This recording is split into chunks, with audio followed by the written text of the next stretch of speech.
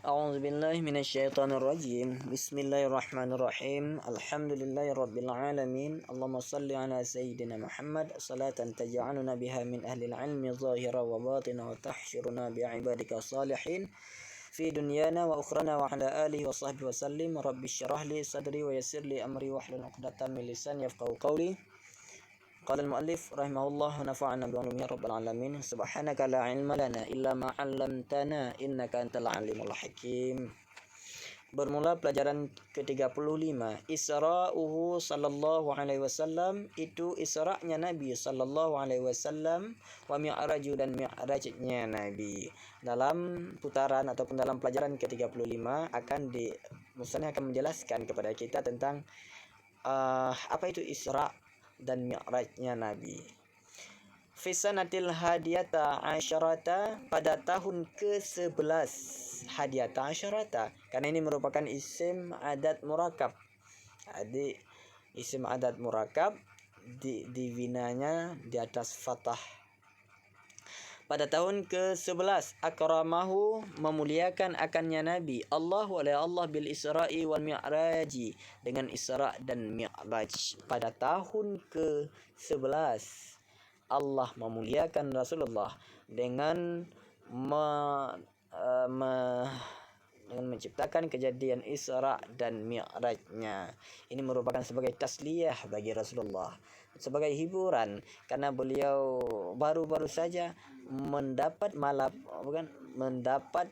kegundahan, kesusahan yang begitu mendalam, karena beliau ditinggalkan oleh dua orang yang beliau cintai, yaitu Siti Khadijah, yaitu istri beliau, dan Abu Talib, yaitu paman beliau. Perjalanan Isra' Mi'raj ini di belakang, di samping memang untuk menerima penyerahan ibadat salat, kewajiban salat, hikmah yang lain adalah untuk menghibur Rasulullah sallallahu alaihi wasallam.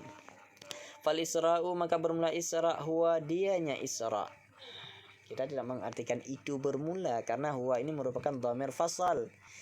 Fal Isra'u, maka bermula Isra', huwa dianya Isra'. Tawajjahan nabiyyu, itu berangkatlah Nabi sallallahu alaihi wasallam, lailan, pada waktu malam. Ini merupakan maf'ul fi zaraf zaman. Maka Isra' merupakan berangkatnya Nabi sallallahu alaihi wasallam pada waktu malam, minal masjidil harami, mulai dari Masjidil Haram, ilal Masjidil Aqsa, hingga ke Masjidil Aqsa. Minal masjidi, ini kita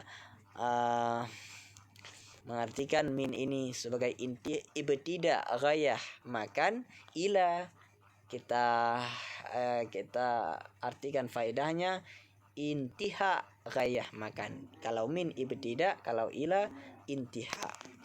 Maka yang dikatakan dengan Isra adalah berangkatnya Nabi sallallahu alaihi wasallam di waktu malam, dari Masjidil Haram menuju ke Masjidil Aqsa. Al-Aqsa ini kita i'rab na'at, ya na'at kepada masjidi, kepada masjidi, hukum na'at mengikuti man'utnya, di na'at di atas majrur, alamat jarnya adalah kasrah, ditakdirkan di atas alif, karena dia merupakan isim maqsur. Wal mi'raju, dan bermula mi'raj, dianya mi'raj. Su'uduhu sallallahu alaihi wasallam, itu naiknya Nabi sallallahu alaihi wasallam, ilal alamil uluwi, kepada alam yang tinggi. Wa fihi, dan padanya alam yang tinggi, furidatis salawatu, furidat dasarnya kita baca furidati, karena untuk menghindari bertemu dua sakin. Dasarnya furidat ini adalah ta, itu merupakan ta ta'nis yang sakinah, sesuai dengan kaidah li'anna sakinah iza hurika bil kasrati. Huruf yang sakin, apabila kita ingin mengharkatkannya, maka harkatkanlah dengan kasrah. Maka kita baca dengan furidatis salawatul khamsu, dan padanya alam yang tinggi difardukan akan sembahyang yang 5. Apa itu mi'raj? Mi'raj adalah naiknya Rasulullah sallallahu alaihi wasallam ke alam yang tinggi, ke langit, terhitung dari langit pertama, kedua, ketiga hingga langit ketujuh. Kemudian Rasulullah bertemu dengan Allah. Nah, di dalam pada alam yang tinggi inilah Rasulullah menerima kewajiban salat 5 waktu dalam sehari semalam. Itu merupakan keputusan akhir dari Allah. Walau pada permulaannya Allah mewajibkan 50 salat dalam sehari semalam. Rasulullah setelah menerima perintah tersebut, Rasulullah turun bertemu dengan Nabi Musa. Nabi Musa mengatakan kepada Rasulullah, "Ya Muhammad, kamu tidak akan mampu, umatmu tidak akan mampu untuk salat 50 kali dalam sehari semalam. Umatku saja yang besar namun tidak bisa untuk melakukannya.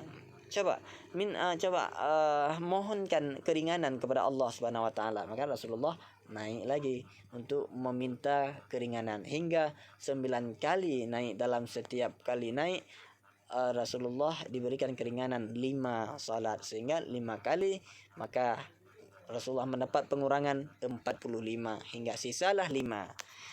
Maka yang kita kerjakan, yang wajib kita kerjakan dalam sehari semalam adalah 5 waktu. Namun fadilahnya, pahala 50 waktu. Wa fi sabihati lailatil Isra'i, dan pada subuh malam Isra, allamahu mengajarkan akannya Nabi oleh Jibril. Jibrilu kita baca, enggak boleh bertanwin karena Jibrilu ini isim ghairu munsharif, isim yang tidak menerima saraf.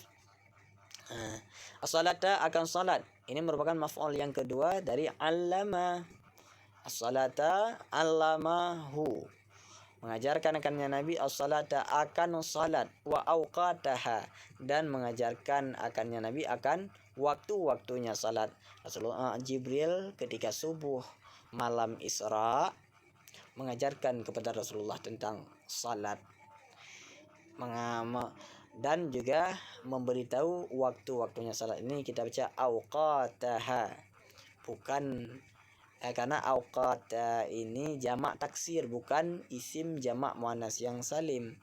Kita tidak boleh terkecoh karena ada alif dan ta di ujungnya. Itu bukan alamat dari jamak muannas yang salim. Karena jika kita mengatakan bahwa auqata ini merupakan isim jamak muannas yang salim, sehingga harkatnya harus kita ubah menjadi auqati, maka kita harus mempertanggungjawabkan kalau memang auqata ini kita artikan jamak muannas yang salim, berarti kan sebelum jadi jamak muannas salim dia ada mufradnya tidak berubah bentuk. Berarti kalau auqata kita hilangkan alif dan ta-nya di ujung, auqa, sisanya auqa, itulah mufrad. Apakah benar auqa itu mufrad? Bukan. Maka sebagaimana kalau di muslimun, muslimatun misalnya, muslimatun, kemudian waktu kita jadikan sebagai jamak muannas yang salimnya muslimatun, kita hilangkan alif dan ta di ujungnya, maka yang tersisa itulah bentuk mufradnya. Namun kalau auqata ini kita katakan bahwa dia merupakan jamak muannas yang salim, ketika kita ingin membuktikan apakah dia benar itu jamak muannas yang salim atau bukan, kita tidak akan bisa. Kenapa? Karena auqata ketika kita hilangkan alif dan ta, maka sisanya adalah auqa. Auqa itu bukan bentuk mufradnya. Maka auqata ini bukan jamak muannas yang salim, tetapi auqata adalah jamak taksir, dan mengajarkan waktu-waktunya salat. Jibril mengajarkan salat kepada Nabi. Kapan? Pada subuh malam Isra.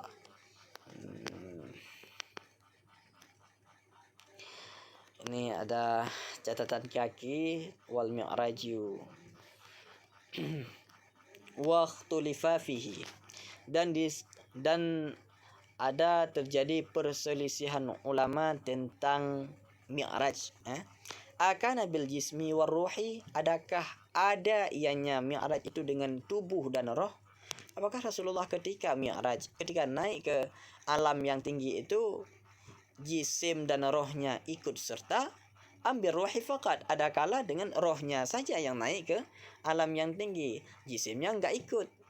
Fajumhuru ahli sunnati, maka bermula jumhur ahli sunnah, ya, fajumhuru ahli sunnah, maka jumhur ahli sunnah berpendapat. Ini ada kalimat yang telah dihilangkan, qala mungkin fajumhuru ahli sunnati, ada kalimat ini dihilangkan, ala annahu, maka jumhur ahli sunnah mengatakan bahwa annahu bihima ma'an, bahwasanya mi'raj itu dengan kedua-duanya, dengan jisim dan roh ma'an beserta. Ini pendapat mayoritas ahlu sunnah. Bagaimana Rasulullah naik ke alam yang tinggi untuk menerima kewajiban salat?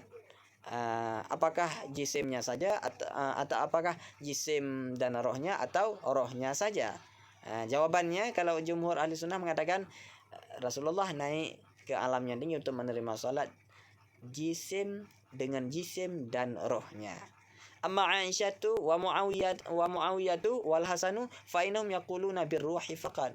Nah, adapun bermula Aisyah istri Rasulullah dan Muawiyah dan Hasan itu cucu Rasulullah, fa innahum, maka bahwasanya mereka berkata dengan roh saja. Sehingga kalau Aisyah mengatakan bukan jisimnya enggak ikut, cuma rohnya yang naik ke tempat yang tinggi untuk menerima kewajiban salat. Sehingga Aisyah pernah mengatakan, jangan engkau pertanyakan tentang bagaimana detailnya kejadian Mi'raj itu, apakah memang apakah jisimnya ikut. Itu Aisyah membatasi pertanyaan, enggak boleh ditanyakan, karena memang Rasulullah Mi'raj itu naik ke alam yang tinggi itu cuma rohnya saja, jisimnya enggak ikut. Wallahu a'lam bissawab wa ilaihil marji' wal